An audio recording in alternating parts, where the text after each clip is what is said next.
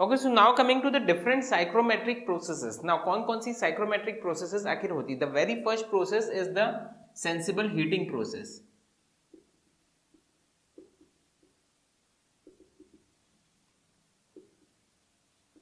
Now what is this sensible heating? Sensible heat हमने देखा है, सेंसिबल हीट और लेटेंट हीट हमने देखा है. If you remember, sensible heat को हम कैसे डिफाइन करते हैं? अगर किसी कोई हीट टेम्परेचर को चेंज कर रही है तो उसको हम सेंसिबल हीट बोलते हैं, और कोई अगर टेम्परेचर चेंज ना करके फेस चेंज कर रही है तो वो लेटेंट हीट कहलाती है. फॉर एग्जांपल ये हमारी यहाँ पर लेटेंट हीट है, ये यहाँ पर सेंसिबल हीट ऑफ वेपराइजेशन इसको बोलते हैं, ये है हमारी सेंसिबल हीट ऑफ लिक्विड जिसको हम बोलते हैं. ओके, तो सेंसिबल हीटिंग प्रोसेस अगर प्योर सेंसिबल हीटिंग है, डेट मीन्स उसमें लेटेंट हीट का कोई पार्ट नहीं है. और लेटेंट हीट का पार्ट कैसे आएगा? देखो इस चीज को ध्यान से समझो कि सेंसिबल हीटिंग को हम किस तरह से एज्यूम कर सकते हैं. Let's suppose I am having this pipeline और यहाँ पर मैंने एक कॉइल लगा के रखी है. Getting this? Now the air is entering from one end at let's suppose dry bulb temperature TdB1. TdB1 में एयर जो है वो एंटर कर रही है. Getting this? Now the temperature of coil is let's suppose TdB2. TdB2 ये coil का temperature है which obviously is higher. Okay, गर्म कॉइल हमने रखी है यहाँ पर, और जब एयर इससे पास हो रही है then obviously this air will heat okay to a certain temperature. Let that temperature is TdB3. ये जो समझ में आ रही कि नहीं आ रही? ये तीनों पॉइंट क्लियर है. TdB1 का मतलब क्या हुआ? जिस टेम्परेचर से एयर एंटर कर रही है. TdB2 is the temperature of the coil जिसके थ्रू एयर पास हो रही है, और TdB3 जो एग्जिट एयर है उसका टेम्परेचर है. Getting this not? Okay, sensible heating का मतलब क्या हुआ कि उसमें कुछ भी लेटेंट हीट का कंपोनेंट नहीं है. लेटेंट हीट का कंपोनेंट नहीं है इसका मतलब समझो, इसका मतलब ये हुआ लेटेंट हीट का कंपोनेंट कब होता? अगर हीटिंग हो रही है और अगर लेटेंट हीट भी उसमें इंक्लूडेड है, इसका मतलब कहीं ना कहीं उसका जो वाटर वेपर है वो कहीं वाटर जो है वो उसमें वेपराइज हो रहा है, वाटर वेपर कंटेंट जो है वो उसमें बढ़ रहा है. यही समझ में आ रही कि नहीं आ रही? ओके, लेकिन हम सेंसिबल हीट की बस बात कर रहे हैं. डेट मीन्स वाटर वेपर का कंटेंट में कोई चेंज नहीं आ रहा है. तो अगर मैं सेंसिबल हीट को, सेंसिबल हीटिंग प्रोसेस को अगर मैं इसमें शो करना चाहूँ, okay let's suppose this is a psychrometric chart, omega versus DBT chart. Getting this? Okay, तो इसमें अगर मैं सेंसिबल हीटिंग प्रोसेस को शो करना चाहूँ, ध्यान देना, तो किस तरह से मैं शो कर सकता हूँ. ठीक है, तो किस तरह से कर सकते हैं? This is my point 1. Okay, और इसमें क्योंकि लेटेंट हीट नहीं है, लेटेंट हीट नहीं है मतलब कि ओमेगा का कंपोनेंट जो है, ओमेगा जो है वो चेंज नहीं हो रहा है. लेटेंट हीट किसी भी उसमें कब आएगी? लेटेंट हीट कब आएगी? जब वो कुछ वाटर को वेपराइज करेगा. अगर मैं किसी रूम में या किसी बॉक्स में मैं हीट सप्लाई कर रहा हूँ और उसमें कुछ वाटर है, तो वो हीट क्या करेगी? वाटर वेपर को इवापोरेट करेगी. And while that evaporation it will consume latent heat. ये समझ में आ रही कि नहीं आ रही? तो इसमें अगर लेटेंट हीट का कोई कंपोनेंट नहीं है, मतलब पूरी की पूरी जो हीट है वो क्या कर रही है? टेम्परेचर को इंक्रीज कर रही है. मतलब कोई भी हीट वाटर को इवापोरेट नहीं कर रही है. ये चीज समझ में आ रही है? ठीक है, तो इसलिए सेंसिबल हीट की जब मैं बात कर रहा हूँ तो ओमेगा जो रहेगा वो हमारा कांस्टेंट रहेगा, ना वो बढ़ेगा ना वो कम होगा. सिर्फ और सिर्फ हमारा ड्राई बल्ब टेम्परेचर जो है वो बढ़ेगा. ओके, तो लेट सपोज ये हमारा ये this curve is that of the sensible heating curve, sensible heating process. ठीक है, यहाँ का टेम्परेचर हमारा जैसा कि मैंने आपको बताया TdB1 है, ये TdB1 टेम्परेचर है. ठीक है, यहाँ का टेम्परेचर है हमारा TdB2. ओके, या इसको मैं थोड़ा सा चेंज कर रहा हूँ ताकि आपको वहाँ इजी हो जाएगा. इसको मैं 3 कर रहा हूँ, इसको 2 कर रहा हूँ. ठीक है, तो आपको कर में थोड़ा सी चीज़ें इजी हो जाएगी. क्यों इजी हो जाएगी अभी समझ में आ जाएगा आपको. ठीक है, मतलब जो कॉइल का टेम्परेचर हम ले रहे हैं डेट इज TdB3, और जो आउटपुट का टेम्परेचर है that is TdB2. And obviously coil का टेम्परेचर जो है वो ज़्यादा रहेगा क्योंकि पूरी तरह से हीट नहीं होती, कुछ पार्ट बाईपास होता है. लेट सपोज इसका टेम्परेचर आ रहा था 30 डिग्री सेंटीग्रेड होने. ओके, अब मैंने 80 डिग्री सेंटीग्रेड की कॉइल से मैंने पास किया, तो फाइनल टेम्परेचर जो होगा that will be let suppose 60 degree centigrade for example. ये समझ में आ रही कि नहीं आ रही? इसका मतलब क्या हुआ? इसका मतलब TdB2 जो रहेगा that will be always less than TdB3. ये समझ में आ रहा है कि नहीं आ रहा है? तो ये हमने पॉइंट ले लिया TdB1 का. ठीक है, फाइनल जो एग्जिट में आ रहा है उसको हमने पॉइंट ले लिया पॉइंट 2. यहाँ का टेम्परेचर हो गया TdB2, और ये वाला जो पॉइंट है दिस इज 3. यहाँ का टेम्परेचर जो हो जाएगा डेट इज TdB3. ओके, तो आई थिंक ये चीज क्लियर हो रही है. ये तीनों पॉइंट हमको क्लियर है. ओके, कौन कौन से पॉइंट है? ये जो पॉइंट है, पॉइंट 1 जो है वो इनलेट का टेम्परेचर है, पॉइंट 2 जो है वो आउटलेट का टेम्परेचर है, और पॉइंट 3 जो है, 3 पॉइंट जो है वो कॉइल का टेम्परेचर है। Okay, so while this sensible heating process, sensible heating process में कौन कौन सी प्रॉपर्टीज में क्या क्या इफेक्ट पड़ रहा है, लेट अस अंडरस्टैंड। तो क्या क्या इफेक्ट पड़ रहा है? अगर मैं ड्राई बल्ब टेम्परेचर की बात करूं तो ड्राई बल्ब टेम्परेचर ऑब्वियसली क्या हो रहा है, dry bulb temperature is increasing, dry bulb temperature जो है वो इंक्रीज हो रहा है, first thing. Second thing, wait bulb temperature क्या हो रहा है? वेट बल्ब टेम्परेचर की लाइन कैसी आती है? ये इस तरह से आती है लाइंस वेट बल्ब टेम्परेचर की, ठीक है। तो वेट बल्ब टेम्परेचर भी क्या हो रहा है, बेसिकली इंक्रीज हो रहा है, तो wait bulb temperature is also increasing, ठीक है। What about specific humidity omega? तो ओमेगा तो हमने देखा ही है, ओमेगा कांस्टेंट रहेगा, क्योंकि ना तो कोई वाटर वेपर उसमें ऐड हो रहा है, ना ही वाटर वेपर कोई रिलीज हो रहा है, ओमेगा इज कांस्टेंट, तो ओमेगा की वैल्यू जो रहेगी डेट इज कांस्टेंट, ठीक है। नाउ एक और टर्मिनोलॉजी आती है, that is relative humidity, phi. Okay, तो फाई की वैल्यू क्या हो रही है? तो फाई का कर्व देखो कैसे जाता है, यहाँ पर फाई है हमारा 100%, थोड़ा नीचे हमने आए तो यहाँ पर फाई हो गया हमारा 90%, फिर नीचे आए तो फाई हो गया 80% एंड सो ऑन। तो फाई की वैल्यू क्या हो रही है? फाई जो है डेट इज डिक्रीजिंग, तो रिलेटिव ह्यूमिडिटी जो है वो डिक्रीज हो रही है, फाई जो है that is decreasing, getting this now? Okay, dry bulb temperature increases, wet bulb temperature also increases, omega, the value of omega remains constant and the value of phi is decreasing. यहाँ तक clear है कि नहीं? ठीक है। Now coming to the amount of heat absorb, कितनी heat ये आखिर एब्जॉर्ब कर रहा है, what is the amount of heat absorb?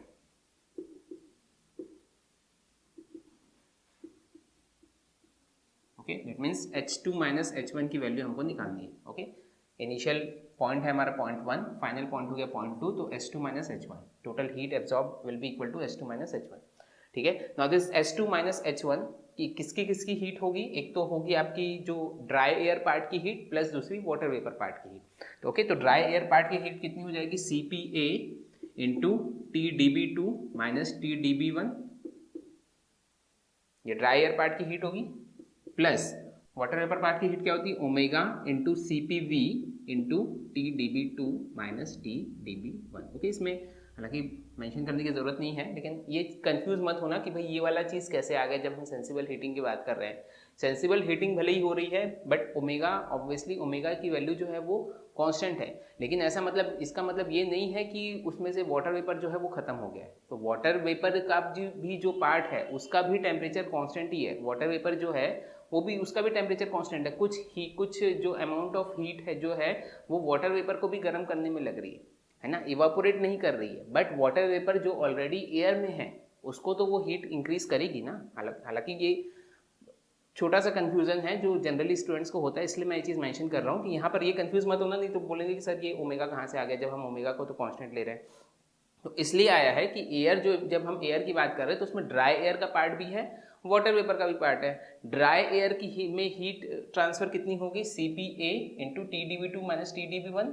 Water vapour की कितनी होती है? Omega into CPV into TdB2 minus TdB1। Okay, I think this is clear. Okay, तो ये H2 minus H1 total heat absorb मिल गया, ठीक है। या फर्दर इसको क्या लिख सकते हैं? So this can be written as CPA plus omega into CPV into TdB2 minus TdB1। This is nothing but H2 minus H1। Getting this? Okay, इसको हम दोनों को मिला के एक अलग टर्म दे देते हैं। ओके, ये क्या हो गया? Del H is equal to, अगर मैं इसको एक टर्म दे दूं, let suppose this is CPH humid specific heat, तो ये क्या हो गया? CP इंटू डेल T हो गया, और वो हम जानते हैं del H is equal to what? CP into del T। तो इसको हमने क्या दे दिया? एक अलग से टर्मिनोलॉजी दे दिया which is called as humid specific heat.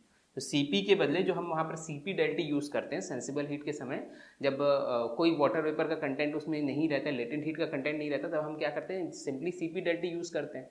Getting this? तो CP डेल T के बदले अब हम क्या यूज़ करेंगे इसमें? CPH into del T। Okay, तो याद करने में भी आपके लिए सिंपल हो गया। तो ये H2 minus H1 is equal to CPH into del T। yes or no? Where CPH is what? Humid specific heat,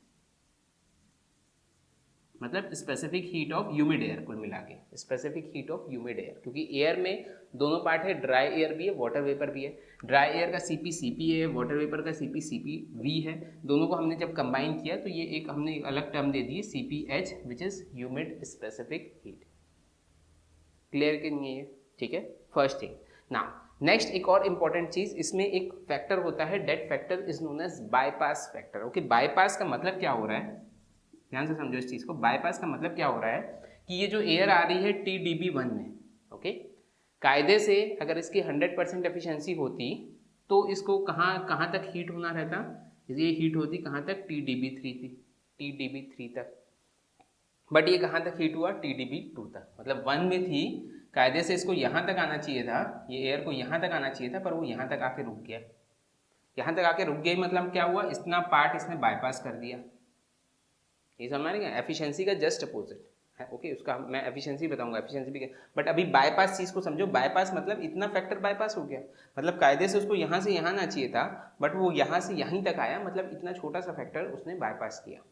okay, तो यहाँ से हम बाईपास फैक्टर निकाल सकते हैं। तो bypass factor will be equal to क्या हो जाएगा, TdB3 माइनस TdB2, जितना पार्ट बाईपास हुआ है TdB3 माइनस TdB2 अपॉन जो टोटल मैक्सिमम हो सकता था TdB3 माइनस TdB1। ओके, मतलब बाईपास फैक्टर को किसको बोलेंगे, इतना सा पार्ट, ओके, जो कि जितना बाईपास हुआ है डिवाइडेड बाय ये total.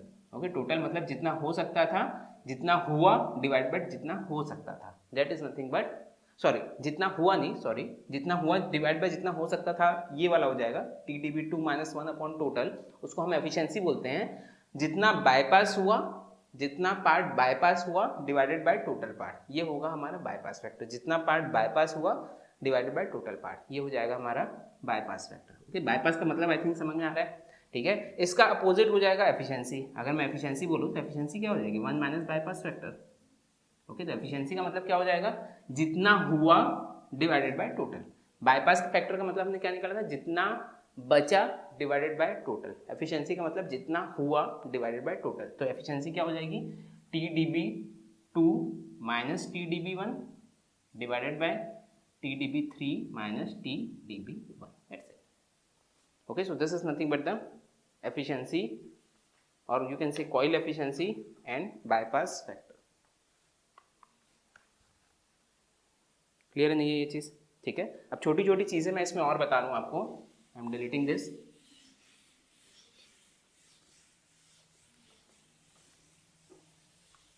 Okay, now for calculation purpose, आप लिख सकते हैं for calculation purpose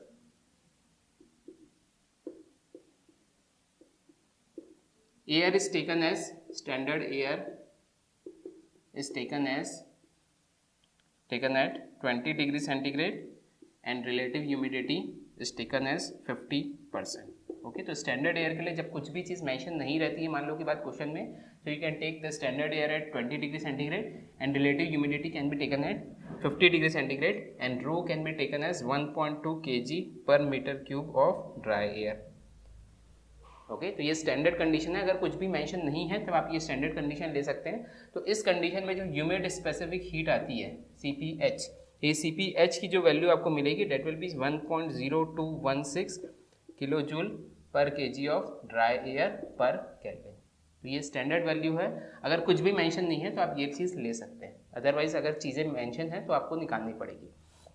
getting this और not? Okay, now let's suppose MA be the mass flow rate of air। ठीक है, now total heat transfer sensible heat, ये किसके इक्वल होगा? सेंसिबल हीट क्या होता है? mCp del T, MA into CP। CP क्या हो जाएगा? CP is nothing but CPH, जिसको हम ह्यूमिड स्पेसिफिक हीट बोल रहे हैं, इंटू डेल टी। ये समझो, ठीक है, तो वैल्यूज रखो। अच्छा, MA को फर्दर क्या लिख सकते हैं? What is this MA? MA is mass flow rate. Okay, और अगर मास फ्लो रेट को मैं निकालना चाहूँ, what is mass? Mass is equal to volume into density. Okay, तो मास फ्लो रेट अगर हमको निकालना है, so this will be taken in terms of CMM, cubic meter per minute of air. मतलब एक मिनट में कितने मीटर क्यूब ऑफ एयर आ रही है। ओके, CMM डिवाइडेड बाय 60 कर दिया मैंने। क्यों 60 कर रहा हूँ? Because I want to determine mass flow rate per second में हमको निकालना है। ओके, तो वॉल्यूम को मैंने क्या ले लिया? CMM which is cubic meter of air per minute, divide by 60 कर दिया तो पर सेकेंड हो गया, into rho. Okay, where CMM is cubic meter of air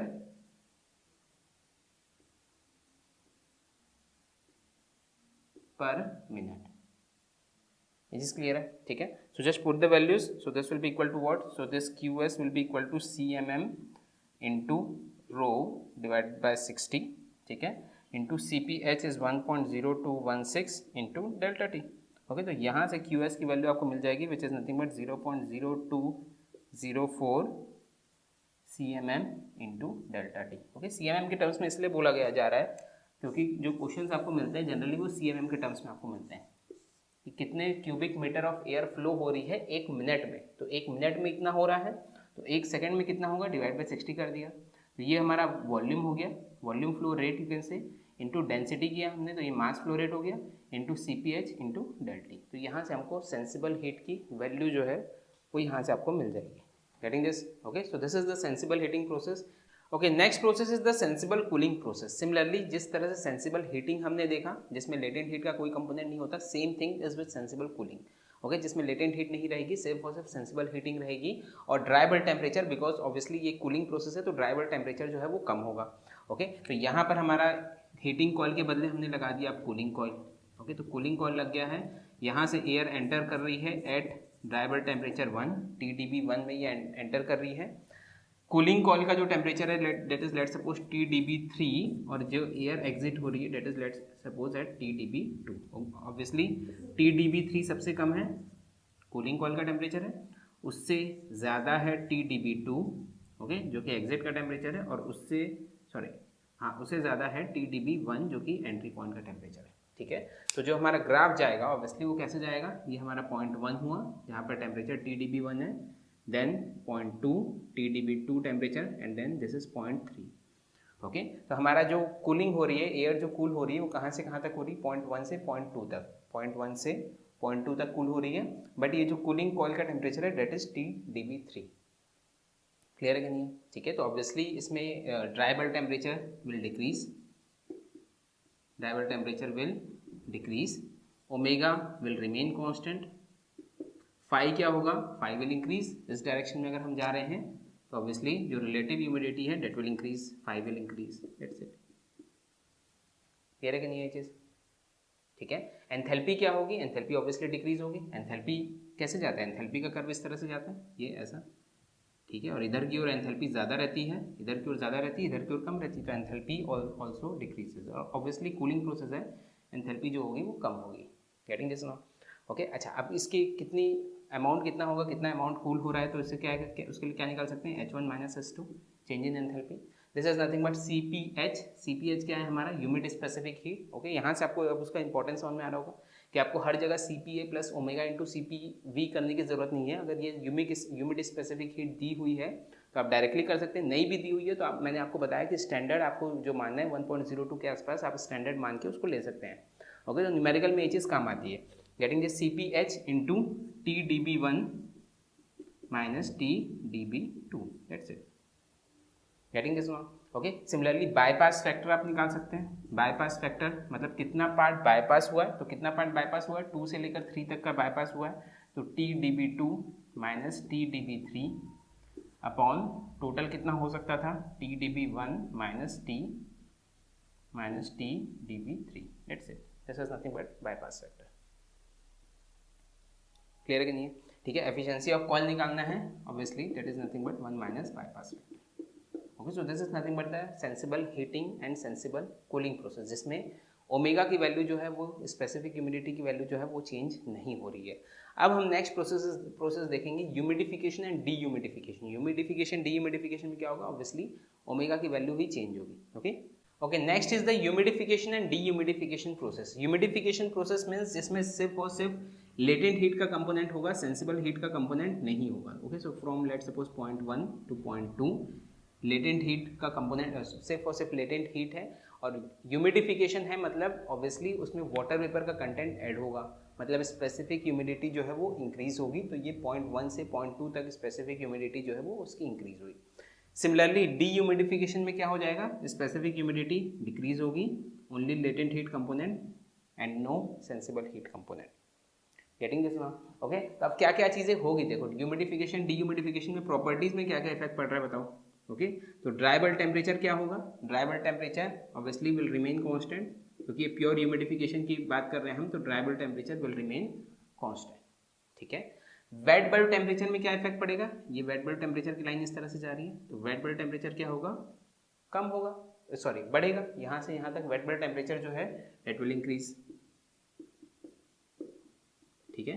what about enthalpy, enthalpy क्या होगी, एंथैल्पी भी ऊपर की ओर हम जा रहे हैं, इस तरह से अगर ऊपर की ओर जा रहे हैं तो एंथैल्पी भी क्या होगी, इंक्रीज होगी, enthalpy will also increase, okay. Now what about phi, phi की वैल्यू क्या होगी, ओके, फाई की वैल्यू के लिए क्या देखेंगे हम, ये इधर की ओर जब जा रहा है ये, तो दिस फाई इज इंक्रीजिंग, ये यहाँ पर 100% है, यहाँ 90% है, यहाँ that is 80% and so on, तो ऊपर की ओर जा रहे हैं तो फाई की वैल्यू भी इंक्रीज होगी, ओके। और जस्ट अपोजिट हो जाएगा हमारा डीह्यूमिडिफिकेशन में, dry bulb temperature will remain constant, wait bulb temperature decreases, H decreases, phi also decreases, that's it.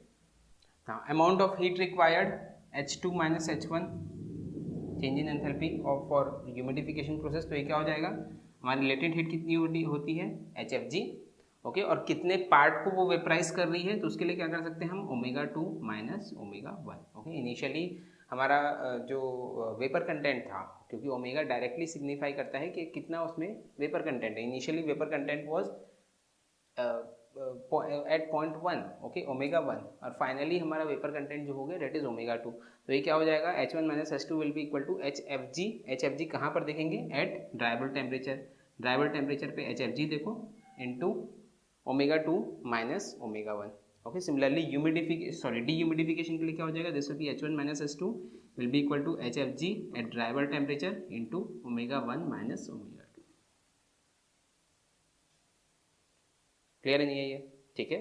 Now similarly QL की वैल्यू अगर हमको निकालनी है, टोटल लेटेंट हीट की वैल्यू, तो ये लेटेंट हीट की value in terms of CMM के टर्म्स में क्या हो जाएगी, तो this will be equal to, directly मैं बता रहा हूँ आपको, आप डायरेक्टली लिख सकते हैं, HFG की वैल्यू जो रहती है डेट इज HFG जनरली जो हम लेते हैं that is 2500 kilo joule per kg kelvin, okay, तो ये 2500 हो गया हमारा, और QL कितना हो जाएगा, this will be equal to CMM upon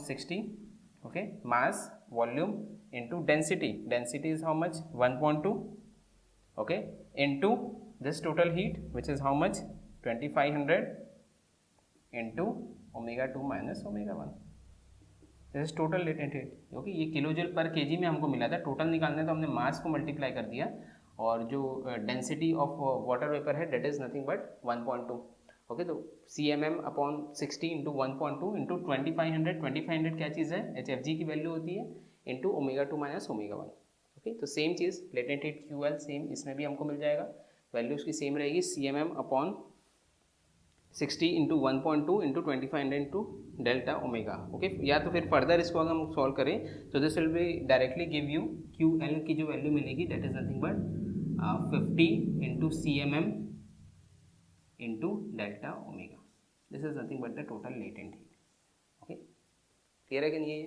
ठीक है, okay. Next process is heating and humidification, okay. So just remember one thing students, कि हमने जो प्रोसेस अभी देखी ह्यूमिडिफिकेशन एंड डीह्यूमिडिफिकेशन की, this actually is not possible without heating and cooling, okay. कभी भी प्योर ह्यूमिडिफिकेशन या फिर प्योर डीह्यूमिडिफिकेशन की प्रोसेस पॉसिबल नहीं है, that is always accompanied by some heating and cooling, okay। तो वो हमने एक कंसेप्ट देखा था प्योर ह्यूमिडिफिकेशन और प्योर डीह्यूमिडिफिकेशन का, बट वो एक्चुअल में पॉसिबल नहीं है, कभी भी ह्यूमिडिफिकेशन हो रहा है या फिर डीह्यूमिडिफिकेशन हो रहा है तो उसका टेम्परेचर जरूर चेंज होगा, that is accompanied by either heating और कूलिंग, ये समझ में आ रही कि नहीं आ रही, ओके। फॉर एग्जांपल जैसे लेट सपोज हमारे घरों में पुराने समय में आप लोगों ने देखा होगा कि जो फैन कूलर्स रहते हैं, ओके, फैन कूलर में बेसिकली रहता क्या है कि साइड से उसमें जो पट्टी रहती है, खास पट्टी जिसको हम बोलते हैं, उसमें से पानी गिरता रहता है और एक फैन चलता रहता है, तो फैन क्या करता है कि उस पानी को ही वेपराइज करके आपके सराउंडिंग में लेके आ जाता है, तो बेसिकली वो प्रोसेस हो क्या रही है,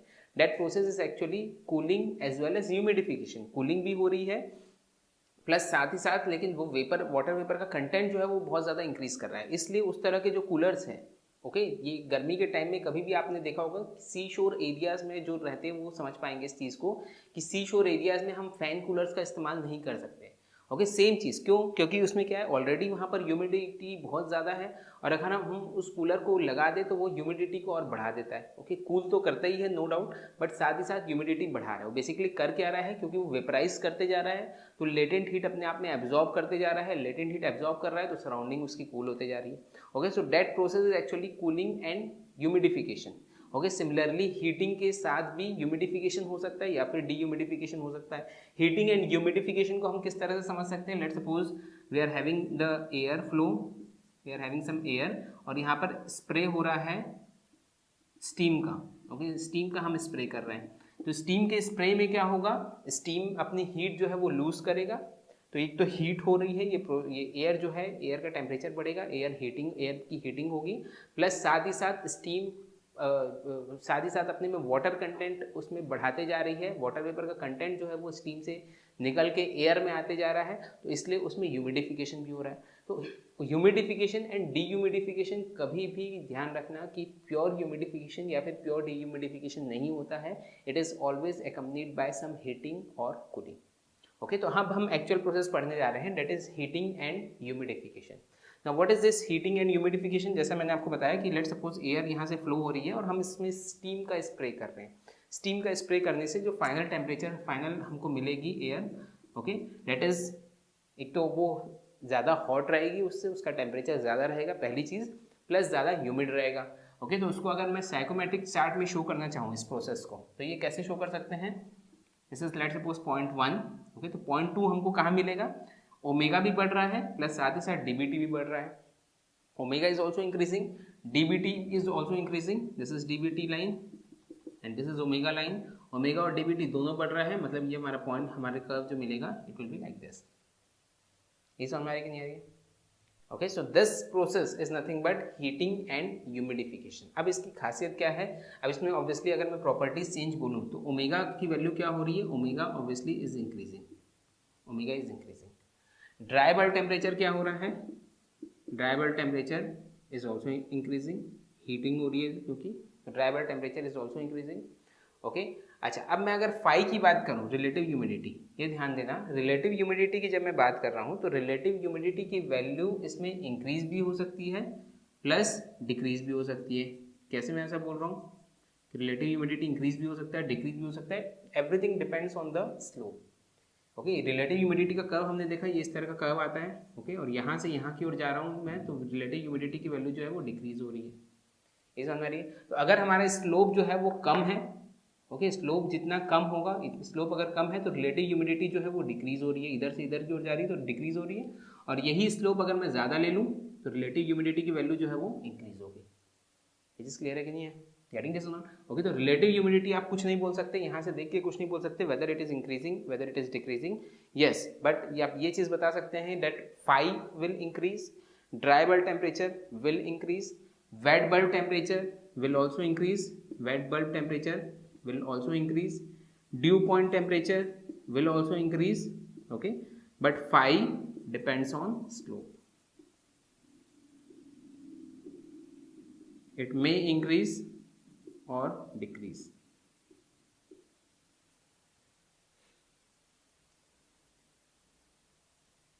getting this or not? okay now अब इसमें मुझे करना है h की वैल्यू निकालनी है, total enthalpy change H2 minus H1। Okay तो एंथैल्पी चेंज इसमें क्या क्या होगा, इसमें दोनों फैक्टर है, इसमें एक तो सेंसिबल हीट वाला भी फैक्टर है, लेट सपोज 1 से मैं पॉइंट A तक ले रहा हूँ और A से पॉइंट 2 तक ले रहा हूँ। ओके तो ये 1 से लेकर 2 तक, इसको आप दो पार्ट में डिवाइड कर सकते हैं, पहले 1 से लेकर A तक ये सेंसिबल हीटिंग वाला पार्ट हो गया और A से लेकर 2 तक ये आपका लेटेंट हीट वाला पार्ट हो गया।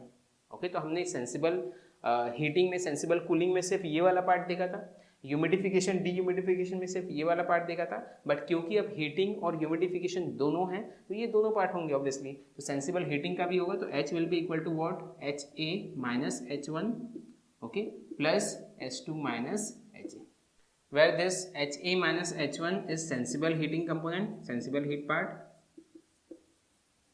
and H2 minus HA is latent heat part, sensible heat and latent heat। Getting this now, okay. और जिस तरह से हमने उसमें बाईपास फैक्टर निकाला था, ओके, प्योर हीटिंग और प्योर कूलिंग में सेंसिबल हीट और सेंसिबल कूलिंग में हमने बाईपास फैक्टर निकाला था, इसमें एक जो फैक्टर मिलता है that is known as sensible heat factor. इसको और हम डिटेल में देखेंगे, बट यहाँ पर इसमें हम ये चीज़ जान लेते हैं कि सेंसिबल हीटिंग फैक्टर आखिर होता क्या है। सेंसिबल हीटिंग फैक्टर का मतलब क्या है कि जितना पार्ट, क्योंकि हीटिंग में दोनों फैक्टर है, दोनों चीज़ें इन्वॉल्व है, आपकी सेंसिबल हीट भी है, लेटेंट हीट भी है, बट उसमें कितना पार्ट सेंसिबल हीट का है, ओके, कितना पार्ट उसमें सेंसिबल हीट का है, that is nothing but sensible heat factor. तो सेंसिबल हीट फैक्टर को आप क्या बोल सकते हैं, this is nothing but total sensible heat upon total heat. Total heat मतलब sensible heat plus latent heat. तो सेंसिबल हीट फैक्टर हमारा हो जाएगा the ratio of sensible heat to total heat, sensible heat plus latent heat. Getting this now, okay. So this is nothing but heating and humidification. और heating and humidification basically use होता है cold countries में, जहाँ पर हम heating की processes वहाँ ज़रूरी होती है, क्योंकि सराउंडिंग का टेम्परेचर बहुत ज़्यादा कूल होता है, तब जो प्रोसेस यूज़ होती है that is nothing but heating and humidification. हमारे यहाँ जो प्रोसेस यूज़ होती है ठंडा करने के लिए that is cooling as well as dehumidification. हम कूल भी करते हैं और डीह्यूमिडिफाई भी करते हैं। वो लोग जो करते हैं they heat as well as they humidify the climate. Getting this note? Okay, next process is cooling and dehumidification. This is most common process in our country. जो एयर कंडीशनर जो प्रोसेस फॉलो करता है that is cooling as well as dehumidification. Cooling के साथ साथ क्या करता है, डीह्यूमिडिफाई करता है। तो कूलिंग एंड डीह्यूमिडिफिकेशन में क्या होगा कि ह्यूमिडिटी आपकी ओमेगा की वैल्यू जो है वो कम हो रही है और ड्राई बल्ब टेम्परेचर भी आपका कम हो रहा है। तो आपका जो ग्राफ है it will be like this from 1 to 2। Getting this now, okay ना। अब इसमें क्या क्या प्रॉपर्टीज, किस तरह से क्या क्या चेंज हो रही है, सबसे पहले अगर मैं बात करूं तो ड्राई बल्ब टेम्परेचर। तो dry bulb temperature obviously cooling process है तो डिक्रीज होगा, ओके। वेट बल्ब टेम्परेचर भी क्या होगा, डिक्रीज होगा, ओके। एंथैल्पी भी क्या होगी, एंथैल्पी भी डिक्रीज होगी, ओके। इसके अलावा रिलेटिव ह्यूमिडिटी की वैल्यू, ओमेगा, पहले स्पेसिफिक ह्यूमिडिटी देख लेते हैं।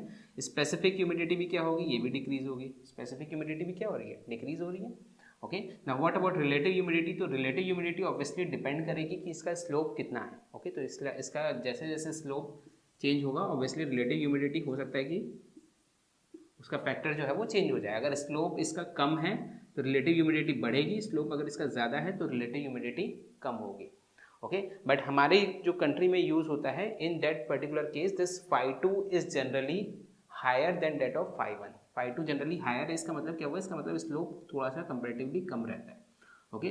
मतलब जो हमारे यहाँ यूज़ करते हैं हम लोग बेसिकली दैट इज उसको हम ये इस तरह से हमारा कर्व रहता है, ओके। बट जैसा कि मैंने बताया अगर ये इस तरह का भी रहता है तब भी ये कूलिंग एंड डीह्यूमिडिफिकेशन ही कहलाएगा, बट उसका फाई जो है वो डिक्रीज होगा। बट हम लोग जनरली जो एयर कंडीशनर यूज करते हैं इन that particular case phi2 is greater than phi1 usually, generally phi2 is greater than phi1। Getting this one, okay. और सेम चीज सेंसिबल हीट फैक्टर, इसमें भी देख लो सेंसिबल हीट फैक्टर, जहां पर भी सेंसिबल हीट और लेटेंट हीट दोनों का कंपोनेंट आता है तब हम वहां पर सेंसिबल हीट फैक्टर निकालते हैं कि कितना पार्ट उसका सेंसिबल हीट का है, ओके। तो सेंसिबल हीट फैक्टर कैसे निकाल सकते हैं, तो इसको भी दो पार्ट में हम डिवाइड कर सकते हैं। First is from 1 to a and second is from a to 2, okay. तो ये हमारा 1 to a में क्या मिल रहा है हमको, सिर्फ और सिर्फ लेटेंट हीट, और a to 2 में सिर्फ और सिर्फ सेंसिबल हीट, ओके। तो ये हो जाएगा हमारा HA minus H2 divided by H1 minus HA plus HA minus H2. This is nothing but sensible heat factor. Okay, that means this is the ratio of sensible heat to total heat. Total heat मतलब जिसमें sensible heat भी है plus latent heat भी है. Okay, now further इस sensible heat factor को थोड़ा सा और समझ लो। sensible heat factor को अगर हम further लिखना चाहें, okay, तो sensible heat हमने कितना निकाला था, याद है आपको? That is nothing but 0.0204 into CMM into delta T, okay. और लेटेंट हीट हमारी कितनी निकली थी, that was 50 into C M M into delta omega, okay. ये हमने ऑलरेडी निकाला है, जिसमें हम ह्यूमिडिफिकेशन डीह्यूमिडिफिकेशन देख रहे थे तो लेटेंट हीट इतनी आई थी, और सिर्फ सेंसिबल हीटिंग सेंसिबल कूलिंग देख रहे थे तो सेंसिबल हीट हमारी इतनी आई थी, ये समझो, ओके। तो यहाँ से अगर मैं सेंसिबल हीट फैक्टर की वैल्यू निकालूँ, okay, so this sensible heat factor from here will be equal to C M M तो कैंसिल हो जाएगा, क्या बचेगा, this will be equal to sensible heat which is 0.0204 delta T divided by sensible heat plus latent heat 0.0204 delta T plus 50 into delta omega, ऐसा नो, ठीक है। Now further इसको क्या लिख सकते हैं, this will be equal to, इसको मैं डिवाइड कर देता हूँ 1/1 plus this will B 2451 delta omega by delta T. Okay, and what is this delta omega by delta T, ये क्या चीज़ है, delta omega divide by delta T, ये डेल्टा टी। ओके, ये डेल्टा ओमेगा है हमारा, ये डेल्टा ओमेगा है, ये डेल्टा टी है, perpendicular upon base, and what is this perpendicular upon base, tan of theta. Okay, तो यहाँ से आपको स्लोप मिल गया ये tan of theta, so this can be written is what 1/1 plus 2451 tan of theta. Getting this not? Okay, now further tan theta की value अगर हमको स्लोप यहाँ से निकालना है तो this will be equal to 1/2451 1 upon sensible heat factor minus 1। तो अगर आपके पास सेंसिबल हीट फैक्टर है और आपको स्लोप निकालना है, सो यहाँ से आप डायरेक्टली निकाल सकते हैं tan theta is equal to 1/2451 1 upon sensible heat factor minus 1। Same चीज़ हीटिंग एंड ह्यूमिडिफिकेशन के लिए भी होगी। ओके, यहाँ पर क्योंकि मुझे बताना था इसलिए मैंने यहाँ पर बता दिया, ये कोई भी एक जगह बताना ही था, बट सेम चीज़ अगर मैं यहाँ से यहाँ जाऊँ तब भी सेम चीज़ होगी हीटिंग एंड ह्यूमिडिफिकेशन के लिए। सेंसिबल हीट फैक्टर जो है वो इस तरह से हम निकाल सकते हैं, first thing.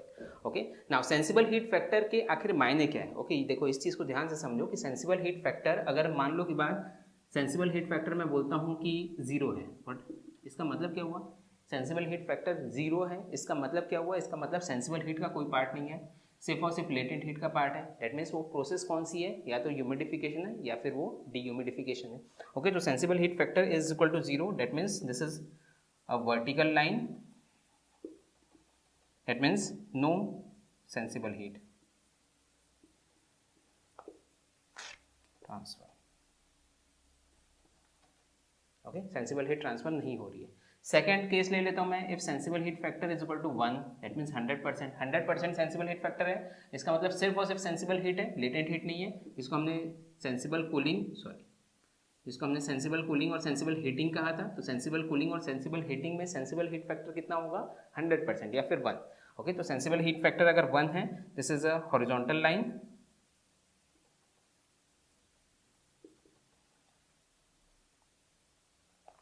Okay, no latent heat transfer. Okay, sensible यहाँ से भी समझ सकते हो आप इसको, सेंसिबल हीट फैक्टर अगर हमारा 0 है, okay, if sensible heat factor is 0, तो tan थीटा हमारा इन्फिनिटी हो गया, मतलब थीटा जो हो गया वो 90 डिग्री हो गया, थीटा 90 डिग्री हो गया, तो 0 में हमारी कैसी मिल गई, वर्टिकल लाइन मिल गई, ठीक है। और सेंसिबल हीट फैक्टर अगर हमारा 1 है, ओके, तो this will B 1 - 1 which is 0, तो tan थीटा हमारा 0 हो गया, tan थीटा 0 हो गया, मतलब हमारी जो लाइन है वो कैसी मिल गई, हॉरिजॉन्टल लाइन मिल गई। Getting this not? Okay, but usually जो सेंसिबल हीट फैक्टर हमारी कंट्री में यूज होता है, that varies from 0.75 to 0.8। Okay, जो कॉमन एयर कंडीशनर में जो सेंसिबल हीट फैक्टर यूज होता है, ये याद रखना इस चीज़ को, इंटरव्यूज में कई बार पूछ सकते हैं, 0.75 से 0.8 तक वेरी करता है। Okay, commonly used in our country. Normal dry climate में इतना हम यूज़ कर सकते हैं, बट ऐसी जगह जहाँ पर ह्यूमिडिटी बहुत ज़्यादा रहती है, जैसा कि मैंने आपको बताया सी शोर एरियाज, तो सी शोर एरियाज में जहाँ ह्यूमिडिटी ज़्यादा रहती है, ऑब्वियसली सेंसिबल हीट फैक्टर उसमें कम रहेगा। क्यों? क्योंकि ह्यूमिडिटी उसमें ज़्यादा रहती है, डीह्यूमिडिफाई करने के लिए उसमें ज़्यादा हीट लगेगी, सेंसिबल हीट वाला पार्ट कम रहेगा और लेटेंट हीट वाला पार्ट ज़्यादा रहेगा। तो अगर कोई बहुत ही वेट क्लाइमेट है, इन वेट क्लाइमेट, ओके, ये सेंसिबल हीट फैक्टर जो है डेट इज अराउंड 0.65। तो ये सेंसिबल हीट फैक्टर से आप समझ सकते हैं, सेंसिबल हीट फैक्टर हमारा एसी का कितना है उससे आप समझ सकते हैं कि सराउंडिंग का क्लाइमेट कितना है, या फिर इसको अगर मैं वाइस वर्सा कर दूं, इस सराउंडिंग के क्लाइमेट कैसा है उसके हिसाब से हम उस एयर कंडीशनर में सेंसिबल हीट फैक्टर जो है वो डिसाइड करते हैं। Getting this one? Okay, so this is nothing but the sensible heat factor, and this is nothing but heating and humidification as well as cooling and dehumidification. Now next process is that of the adiabatic mixing. Okay, adiabatic mixing means we are just mixing two streams of air, दो stream of air हम mix कर रहे हैं, ना तो उसमें अलग से heat supply कर रहे हैं, ना ही उसमें अलग से moisture content increase या decrease कर रहे हैं, कुछ भी अलग से supply नहीं कर रहे हैं। Just what we are doing is, यहाँ पर हमारे पास एक स्ट्रीम ऑफ एयर है which is having mass m1, enthalpy h1 and specific humidity ω1। यहाँ स्ट्रीम 2 है with mass m2, enthalpy h2 and humidity ω2, दोनों मिक्स हुआ और मिक्स होकर आ गया m3 h3 और ω3 बन गया। Getting this not? तब क्या होगा, तब कैसे कर सकते हैं हम? तो इसमें क्या होगा, एक तो सबसे पहले लगेगा हमारा mass balance equation. Mass balance equation क्या बोलता है, m1 plus m2 is equal to m3, m1 plus m2 is equal to m3, simple mass balance equation. दूसरा हो जाएगा हमारा energy balance equation. Energy balance equation क्या बोलेगा, m1h1 plus m2h2 is equal to m3h3। Okay, ये दोनों हमने पढ़ा हुआ है, mass balance equation, energy balance equation. तीसरा एक और होगा, that is water vapour balance equation.